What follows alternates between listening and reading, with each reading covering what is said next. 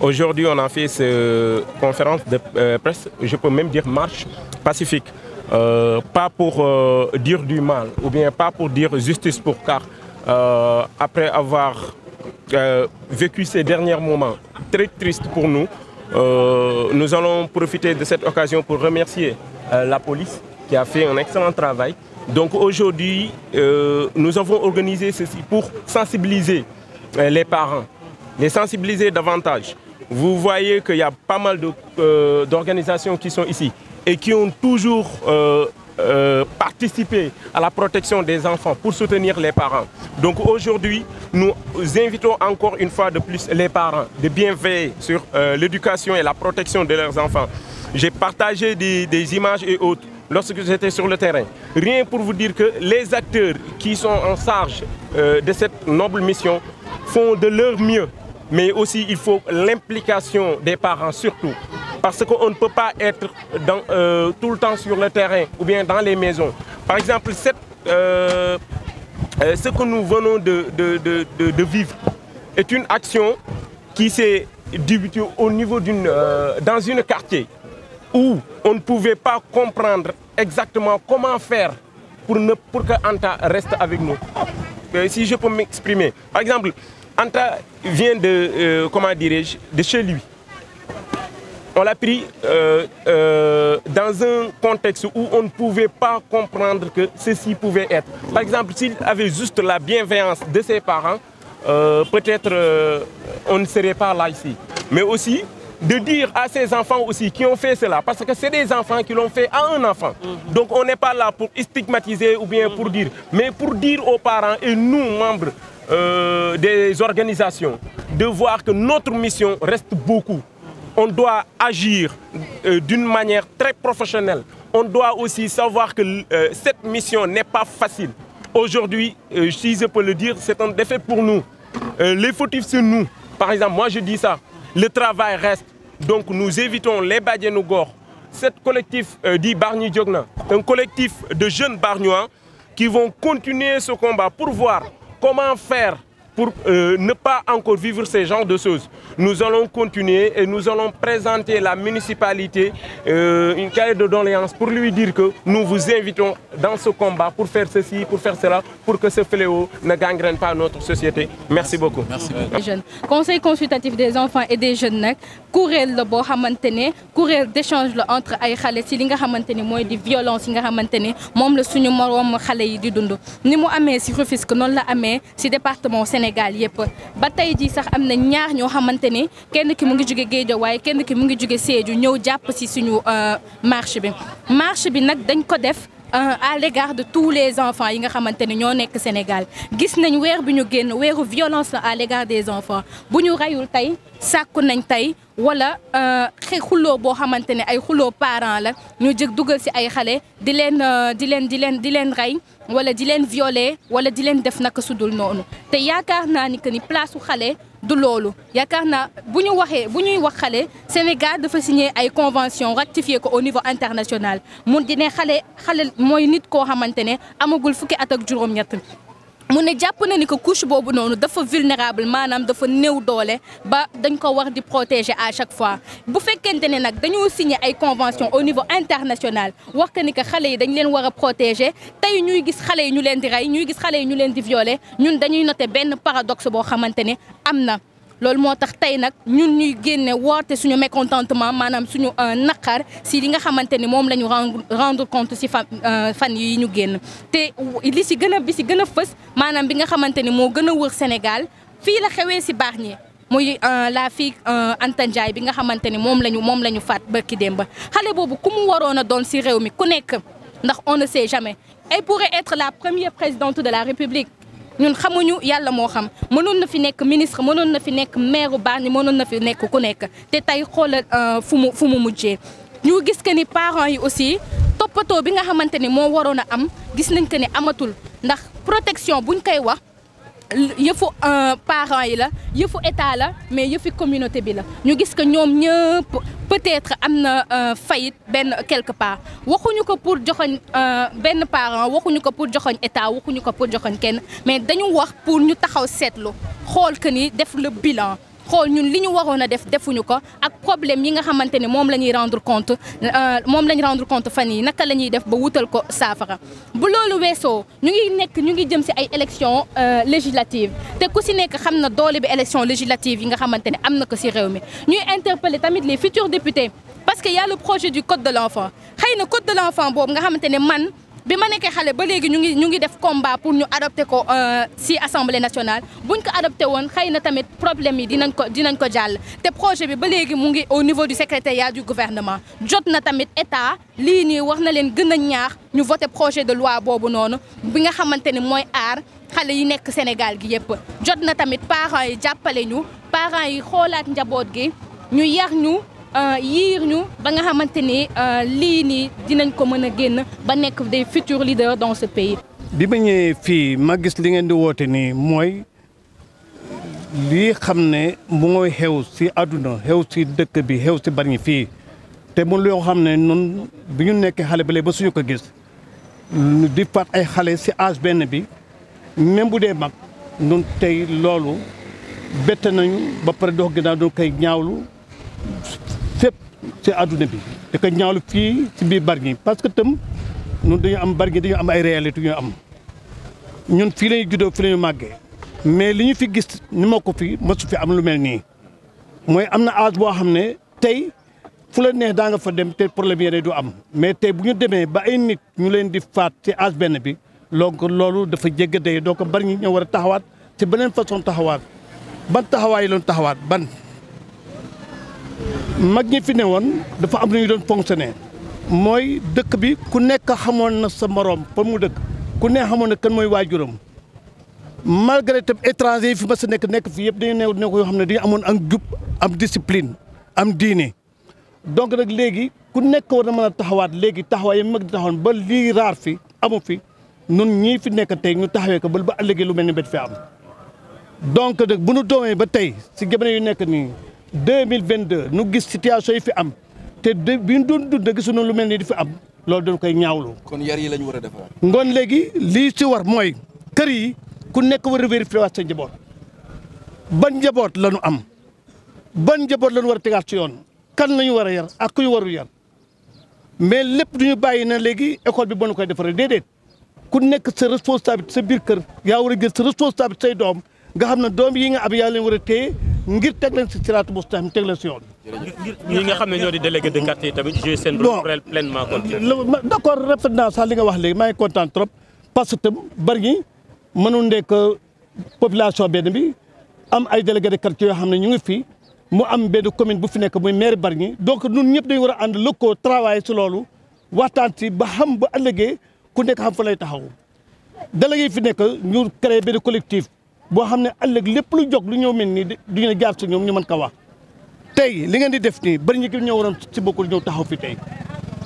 idée bii fi mu jógee Bargny gépp ñoo waroon jóg ci lan la mooy protection xale yi donc ñun ñëpp dañu waroon taxaw fii tey lii dañ koy rafetlu di ko ñaawlu nag di wax ne lii waratu am si que parce que ñun nàmpalu loolu xamuñu ko Bargny li ñu xam mooy diine li ñu xam mooy discipline li ñu xam mooy jàng li ñu xam mooy liggéey mais leneen lu ci rax rek xamul fan la jóge dinu ko vérifier ba xam fan la jóge bu ëllëgee nu mën ko mettre fin pour li mën a gës ci biir dëkk bi. man la Mame Léné Ndiaye présidente bàjjenu gox commune de Bargny ànd ak samay naataangoo yi ak suñu doom yi di métti lu lii xew ci Bargny vraiment xew-xew bu métti la te Sénégal yëpp a ngi koy méttilu ñun ne ñooy yaayu xale yi ñooy yaay ñooy bàjjen ñooy papa ñooy lépp si kër yi te protection de l'enfance ñun dañ siy jouer lu bëree bëri rôle yu bëree bëri ndax ñun ñooy dugg ci kër yi di waxtaan ak suñu yaay yi di waxtaan ak suñu papa yi di waxtaan ak suñu ay doom ñu bëgg a rôle boobu nag ñu gën si jàpp di masawuwaat bu baax a baax a baax a baax si famille yi mu dal ñaari côté yëpp ñii am naqar ak ñi kii yëpp parce que ñun protection de l'enfance moo ñu tax a jóg waaw ndax AJS dafa ñu formé ay parajuristes lañ ñun bàjjenu gox yi ay parajuristes lañ war a aar suñu ay doom aar suñu ay njaboot ñu bëgg nag lii mu gëj fi te mu bañ fay amati ba faw parce que Bargny on a nos réalités dañu am ay réalités yoo xamante ne ñun ñëpp ànd naara ngi nii taxaw sama wet vraiment ñun ñëpp ñoo bokk suñu ay liggéey ñu bëgg na suñu njaboot yi lii dal suñu kaw mu bañ fi amati ñu continuer protection de l'enfance ñu gën a waxtaanaatuwaat ak waajur yi di waxtaan ak ñëpp ñu mën a téye suñu doomi si kër yi kenn mënul topp xale yëpp waaye lu ñuy gën di dale ñaaxaar rek di waxtaan ak ñoom di xam fan la ñuy teg suñu ay tànk ñu xam suñu doom yi fu ñuy teg suñu ay tànk tam ñu ngi leen di jaajëfal di masawuwaat bu baax ñëpp Naar Faye ñu ngi lay sant bu baax yow it di la gërëm. mu mel ni ndegam lislaam mooy topp nit koo xam ne daanaka xale bi judduwul tooñul ndey tooñul baay nga faat ko ndegam alquran moo ko andi ba léegi boo demee si texte bi da nga ko fekk wa izal maw'udatu su'ilat bi ayyi zanbin qutilat ndegam am na ñoo xam ne jaar nañ ci ñe ba tey ñu ngi koy jooy ci lislaam Seydina Omar dund na loolu terewul moom mooy ñaareelu xalifa yonent bi terewul alquran ba tey mu ngi saxal ne bu ëllëgee yowmal qiyaam ña def loolu danañ leen ko laaj jamono bi nu toll nag fii ci Bargny dafa am loo xam ne tabaarakallah daana xew feneen te lislaam di ko ñaawlu waaye nun ñi dëkk Bargny nag tabaarak ñu gis ne xew na fi te li nga xam ne mooy yaakaaru diine mooy yaakaaru société mooy yaakaaru àdduna muy ndaw ndax kenn xëyul rek nekk mag il faut que nga jaar ci ndaw loolu nag suñu ko ñàkkee ba dégg nga ñi duñu taxawaay boo xam ne baay du noppalu ndey du noppalu état du noppalu ñi nga xam ne ñoo ŋànk àdduna kenn du ci noppalu kon ñoo xam ne am na lu ñu ñàkk loolu ñu ñàkk nag am na foo xam ne fa lañ ko lesee fa ñu ko lesee nag loolu diine wax ñetti bu yàgg mooy responsabilité bi yàlla jox ndey ak baay nga xam ne xale bi da nga ko war a waajal ci lan ci ndey ju baax tànnal ko ndey ju baax gannaaw ba nga ko tànnalee ndey ju baax mooy xale bi bu juddoo am na leneen lu la war ci yow mooy nga gàttandu ko orienté ko ci li nga xam ne mooy ay valeur yooyu nag mais l'islam mos ci jóg tabaarakallah di ko saxal moo tax nun suñu référence mooy sayyiduna Muhammad wa lakum fi rasulillahi uswatun hasana yàlla moo nu joxañ yonent bi joxañ xeetam ne nun ñu ngi bokk ci xeet yi gën ci xeet yi kon am na loo xam ne jombe na ndaw loo xam ne dafay doregaw boo ko seetee sax daanaka fukki atam matagul ndax lu ko waral mooy jamono moo tënk nit ñi ci seen i jëfin ba loo xam ne daana jafe ba loo xam ne boo ko masee seen wala nga mas koo jublu da nga koy seexlu mais bu demee ba tabaarakallaahu mu mel ni mbuusu meew wala mbuusu café dégg nga bu boobaa kon nga xam ne jamono tabaarakallaahu nit ñi fàtte nañu seen juddu fàtte nañu seen baaxu maam nun nag sunu baaxu maam si Bargny benn kurus la li am xew ñëpp xam nañ ko koo xam ne l'islam tegu ko dara du daan ndax nit bu masoorul l'islam du ko wàcce dara du am bàkkaar mais kooku bu demee bay def crime mooy rey bakken boo xam ne jotewul ak len mais lu ko def